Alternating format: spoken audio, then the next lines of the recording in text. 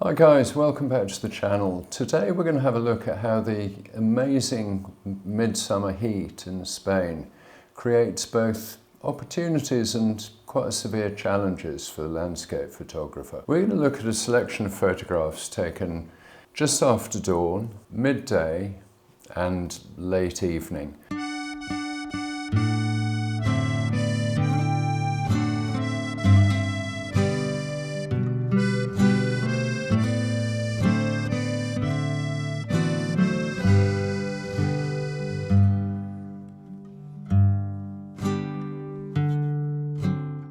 We're going to see how you deal with the light, what the best camera settings are for dealing with the light, and what type of photograph, what type of subjects work really well at particular times of day, because there is a difference. And lastly, while I was out shooting this morning, I discovered something I didn't know about my Canon 70-200 f4 lens. Now, this is something that is to do with the care of the lens, the way you treat the lens, and trust me, it will save you a very nasty moment. But all is well with the lens, and I'm going to share that tip at the end of the video. So let's get into it.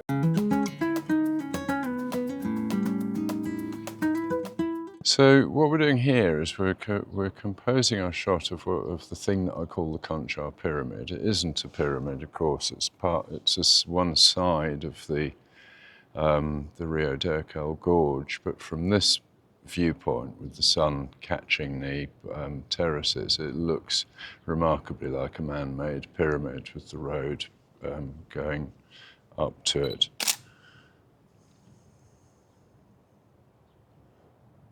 So shooting around dawn in the Spanish summer is slightly different, I think, to almost anywhere else I've shot, in that there are very rarely any clouds in the sky. So you tend, I've mentioned this before in another video, but you tend to get a gradual lightening of the landscape. So you've got to really zero in on where the light is going to strike, and what the contrast, what the light and shade story is. So the way I do this, because it's practically impossible to do it using traditional methods such as Google Earth and whatnot.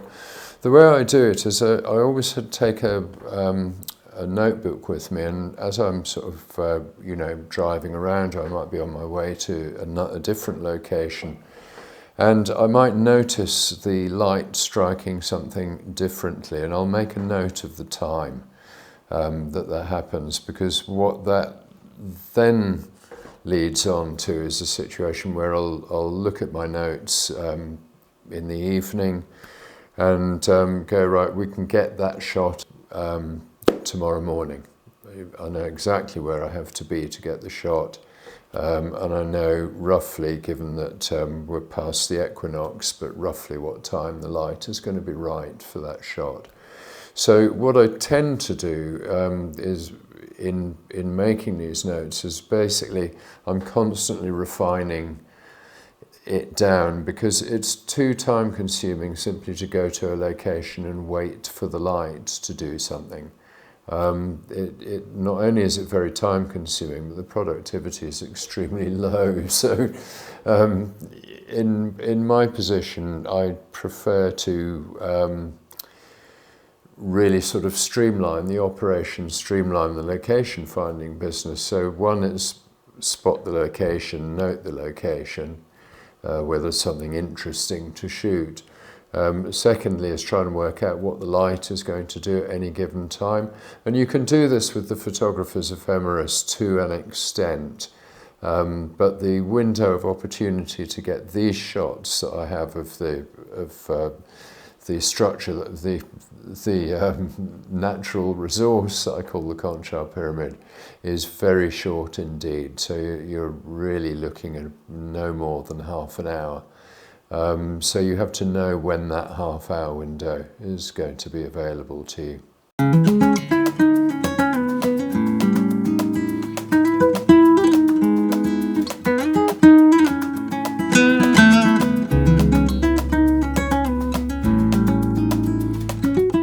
Yeah, so here we are in midsummer. It's July the 19th, so we're right in the middle of it. And the temperature today is about 38 degrees, so we're heading for 40 degrees. And the midday sun is not the place to be. That's the accepted wisdom. All the photographers go home. It does flatten the light out because there are no shadows, so there's no texture and depth. However, there are opportunities that come up where you can actually use the characteristics of this light to your advantage. And one of those things is architecture. Daylight sunshine, midday sunshine will create really strong shadows. And those shadows will be relatively truncated because the sun is directly above. So you can use these shadows to really help the composition of your image and get some really stark light and shade. It's perfect for black and white modern architecture. Similarly, in the pueblos, in the white villages up in the mountains, you get some very interesting light. And the real beauty of it is in Spain particularly, that everybody has gone inside, they've shut the shutters and barricaded themselves in. So you get the whole village to yourself virtually. It's way easier because you can drive. I mean, it takes me an hour from here to get to the white villages. You can drive there. You're not realistically going to do that often if it means getting up at 4 o'clock in the morning. But if I can leave at 10:30 after breakfast, then that works fine for me. It's deserted and all good. So you can get some really good shots.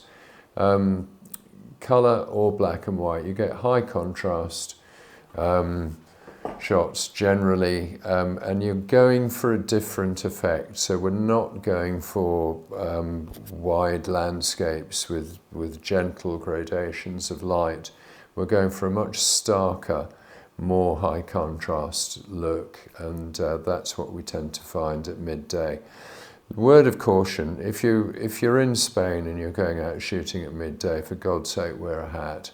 The sun is vicious at midday, so wear factor 40 sun cream. It's too hot to wear loads of layers of clothing, so really stack up on the sun cream and wear a hat to keep it off your head, because sunstroke is not funny.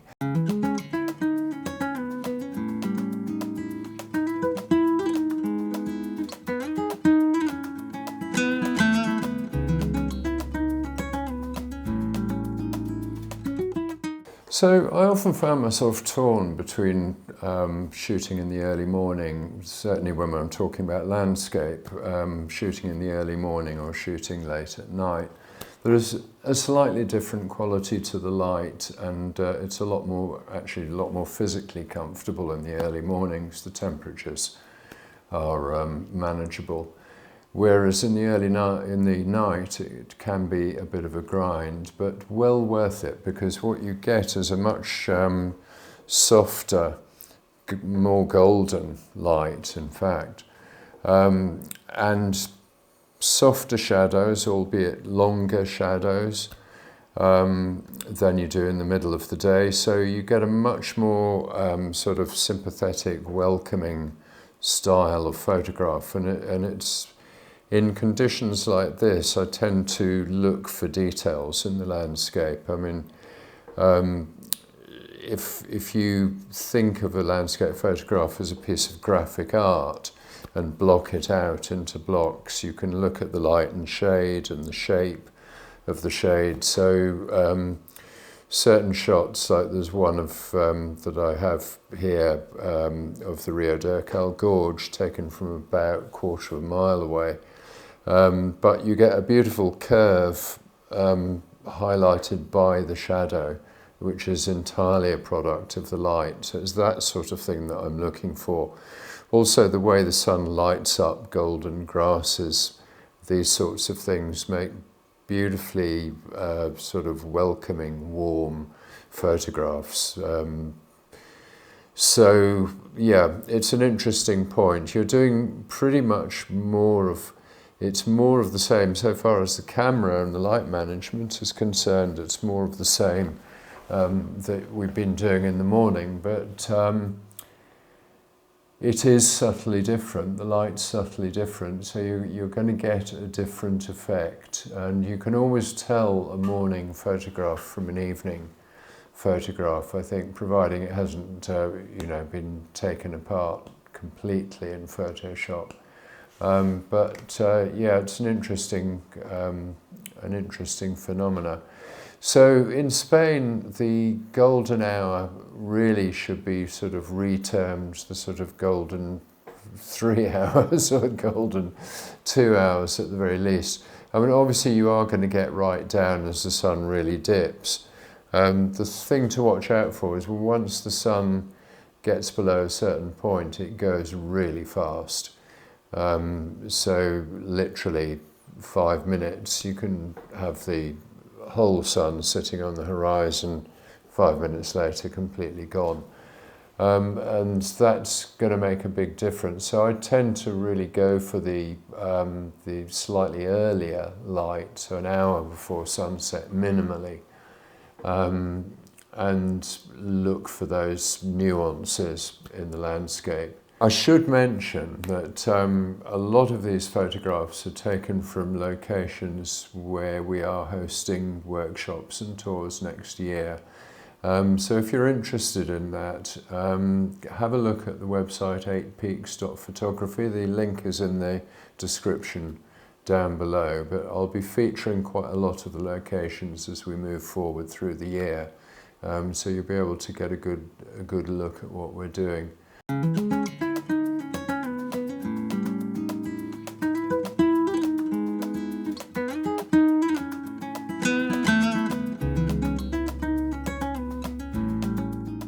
Okay, now for the piece about the Canon lens. So what I'm going to tell you hopefully will save you perhaps hundreds of pounds in repair bills, and at least a very nasty moment. Now, what happened was that I had the camera on I had the lens on the camera, and I used it to take the early morning photographs that I've shown you today.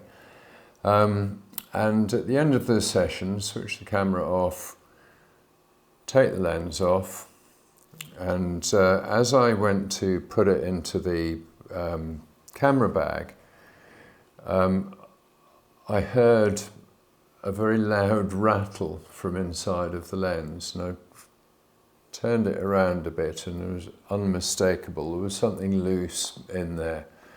And it was loud, and it sounded very loose and very broken. So yes, visions of dollar signs and pound signs flying out of my bank account. What it turned out to be, and it is a known issue with this lens, this particular variant of the lens, I think it's a Mark II. It's the image stabilization system. Now, what you should do is when you turn your camera off, leave it for a few seconds before you take the lens off, because it causes the image stabilization system to effectively dock inside the lens. If you take it off too quickly, or if, God forbid, if you take it off without turning the camera off at all, your image stabilization system is not anchored, and it will just float around inside there. And the effect is, if you can imagine the sort of, the elements of the lens being held to the sides with rubber bands, that's what it sounds like, and it's very disquieting indeed. So what I did when I got home was I obviously went on to Google to have a look for it, put it back on the camera, turned the camera on, I could hear it engage with an audible sort of whirring noise, turned the camera off, left it, took the lens off the camera, and hey presto, it's absolutely fine. no problem. But that was a very nasty moment indeed. So hopefully I've saved somebody else the pain of that particular experience. Okay guys, that brings us to the end of another video. Thanks very much for watching. If you're new to the channel, please give us a subscribe. If you're new or if you're old with the channel, give us a like down below. It helps to get the specific information out to other people who might be interested in it. And so yes, that would be great if you give it a like. Thanks very much, and we'll see you next week. Thanks a lot.